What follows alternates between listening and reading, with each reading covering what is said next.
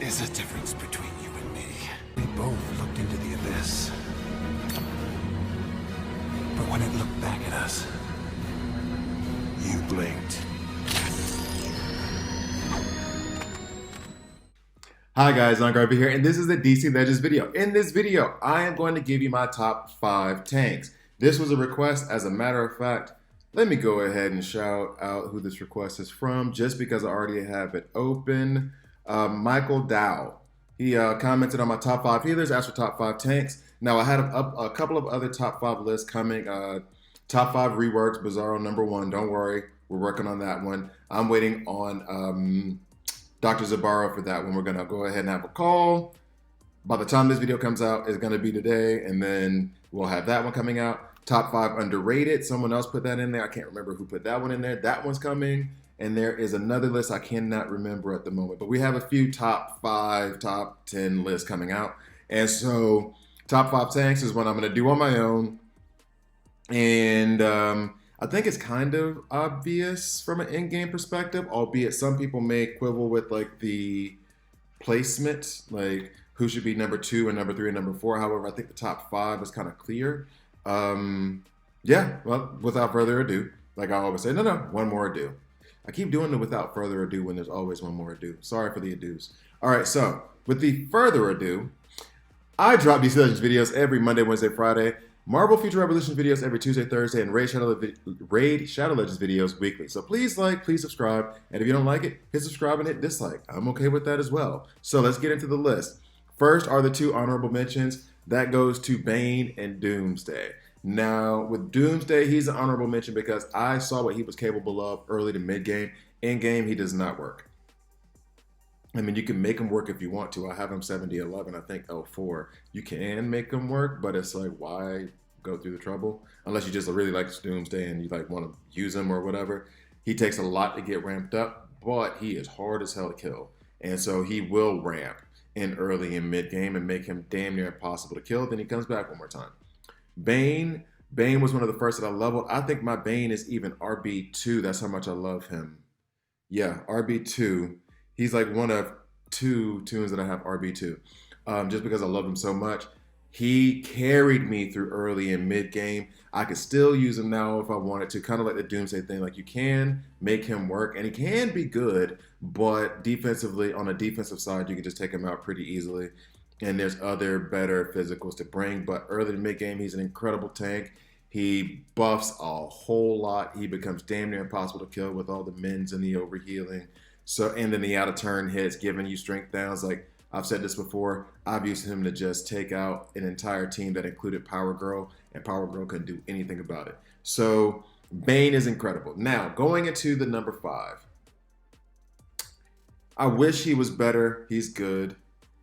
He gets a lot of flack, but he is better than what a lot of people will claim him to be. And that is Superman. Now, Superman, everybody wants Superman to be like, oh, wow, perfect timing for the video. Have you guys ever run into this problem? Because I have plenty. I'm even going to leave that in. Why did it fall out of sync? WB? Why is it out of sync? You messing up my video. I mean, it's not that great of a video to begin with, but still, though. Like, I got a low bar to clear, and you guys are... I can't clear it because of y'all. Had to cut back because then, as it came back from the crash that it just had that I did not cause, it gave away my list. So I had to go back and cut that one part. I'm back now with Superman at number 5. Why Superman number 5? Well, 1, I love the black suit Superman. 2, I'm still bitter about the Red Sun Superman suit. Still bitter about that. But why do I have 2 more skins? Why does it say that? What other skins could I possibly soups than that crappy soups? This one. Oh yeah, I like that suit. The Batman Beyond, Superman Beyond, and then the crappy Red Sun suit. And then you have your Zack Snyder suit. So anyway, what makes him a good tank? I'm not gonna go through all of his entire kit, and this would be ringed out would make him an even better tank. More taunt, another death immunity, just because of anyone who's trying to strip buffs. You just make it harder for them to strip off the death immunity or the taunt. But it's basically this. At team lead, 100% chance to use Kryptonian physiology, which is the taunt and the death immunity, and gain damage immunity when an ally is dealt a critical hit. Start battle with damage immunity. That's incredible by itself, but the other part that makes him an incredible tank that people don't really realize, Superman has an 80% chance, I think, 85 if I had that ringed out, to purge one buff from himself at the beginning of each turn. Also gain 5% overheal. So like 85% chance, and every time somebody takes a turn, that means 8 times at the beginning of a battle, if nobody falls, he has an 80% chance of purging a debuff and giving himself 5% overheal. So then if you just take the math and say 80% out of 80, that's going to be 6, right? So that means he's going to purge 6 debuffs, and he's going to give himself 30% overheal just in that time span of 1 round if your RNG does it the way it's supposed to. So absolutely incredible tank. The reason he's number 5 and not number 1 is because he has to be a team lead for his tankiness to really be a benefit to you. You can play him off lead, but why would you do that? Because he cannot deal damage. There have been more violent pillow fights than a punch from Superman, right? So you can't really use him out of lead and do anything but kind of taunt. He's not a turn 0 taunter. And then he doesn't regain the taunt because that team lead ability is when he just starts taunting and makes it infuriating for you to get past him. But on top of it, there are better green leads out there. So you don't really get to use him much. I use him every once in a while with Kilowog to make sure he gets his Empowered Strength Dust, because if he gets a critical hit, or if he gets that taunt and then gets a critical hit, he gets the Empowered Strength Ups, and then he hits average. So like, yeah, that's basically Superman. And those who say that he should hit hard, Superman hits hard for humans, but he doesn't hit hard like versus Darkseid. You know what I mean? Like, he's not a heavy hitter. He has always been the I'll take the shots and I'll protect everyone. He hasn't necessarily been the I'm gonna punch through every single enemy, because he is strong, but I mean, Doomsday did kill him. Just saying. Darkseid did put the brakes on him. Like, he hasn't always been the strongest in the world, so, but he always is the durable one who keeps getting up no matter how much he gets put into the ground, which I think the way they have him built kind of speaks to it. Like Harley Quinn, the same thing. She's infuriating because of how inconsistent she is, but damn it, that's the character. So, in any case, number 4, Green Lantern Hal Jordan. A lot of you won't think of Green Lantern Hal Jordan or actually Bane or Doomsday as tanks, but they are tanks. Green Lantern Hal Jordan, just to show you like his stats, he has like 2,000 less HP than Barda or Grundy or Clayface, or name your tanks. He has 2,000 less HP than them. Usually when you go into a fight, he's at team lead, and he's a better team lead than Superman just because of the debuff immunity and the ability to strip evasion ups and taunt from Harley Quinn. Like, there's plenty of other reasons why he's a better lead than Superman, but he also is incredibly difficult to take out. Like, usually when you're going against a Green Lantern team, for me at least, a lot of times he ends up being the last one standing, and he takes a few shots before he goes down. So he is a legitimate tank, not to mention the fact that on his strength of will, do I have this already ringed out? No, missing 5% shield. So gain 45% shield and 25% turn meter. So he's giving himself damn near 50% of his HP in shield as well. So just go ahead and boost that up to 60,000 HP pool off of his A2. And then you apply some shield to the rest of the team to kind of add to them surviving. And then when Tank of Will is used, it reduces the cooldown of all abilities by 10%. And I think that's, yeah, then team ability, apply 1 debuff immunity and 30% shield at the start of battle. So to all allies at the start of battle. So it's 30% shield on top of his 40,000 HP pool, well, 38,000 HP pool. Then you can go ahead and go into an A2 if you wanted to and add another 45% on top of that. So technically 75% shield out the gate. So yeah, he is an incredible tank, an incredible lead. So he has to be number 4 on this list. Going back, we're going to go ahead and go to number 3. Grundy. Now, Grundy is one you can farm in red alerts, by the way. Superman is not farmable unless you're like really, really early game. And so then you can get him from like the daily login stuff, like that stuff, that challenge. If if I remember correctly, there's like a campaign challenge missions or whatever where you get Superman frags. So you get them there. And then Bane is farmable all over arena. Not arena. Farmable all over campaign. Doomsday is not farmable. He had an event like 2 or 3 months ago. Number 4, Raylan Dow Jordan, farmable all over campaign. Like, that's easy. And then Grundy, farmable in red alerts, if I'm not mistaken. Oh, by the way, in my top 5 healers, somebody put this comment in, and thank you for the shout, and I need to reply to that comment, that Black Lightning is currently in the PvP shop for the arena packs, so the red tokens that you get from arena. So he's currently there as a rare pull, so you can get him there. And actually, that was where I got enough frags to take him L5. So you can get Black Lightning frags there. I'll also reply to that comment. Now, Grundy, farmable and red alerts. I slept on Grundy for the longest time, and I think he had a rework since I was sleeping on him. I think he had a rework last year, actually. Yeah, about last year, last August. And he is, if you haven't, farm him, get the frags, and use him as one of your tanky taunters. I did a video maybe a month and a half ago, saying how to use beefy taunters in your PvP compositions.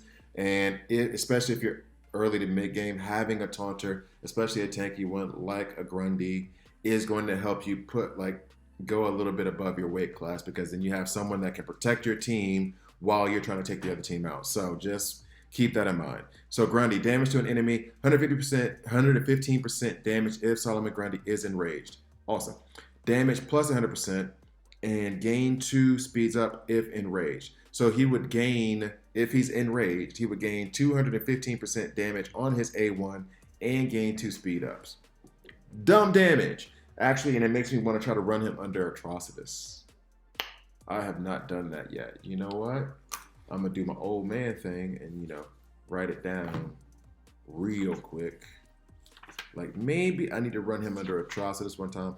Run him against Harley Quinn teams. However, have a Terra on the side, because Harley Quinn can hit hard as all get out. So, but if she enrages him, then that's a plus for Grundy in that situation. So, boom. Have Terra there to give the hit chance ups, or an Owlman to give the hit chance ups.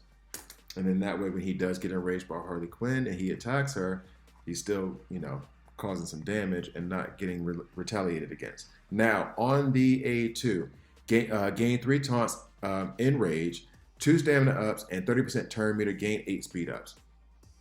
Here's the thing. To start out with, Grundy is slow as hell. However, for PvE content, he's great as well, because he does give him, all over his kit, you see where it says gain 4 speed ups on his A3, gain enrage and 3 speed ups on his A3.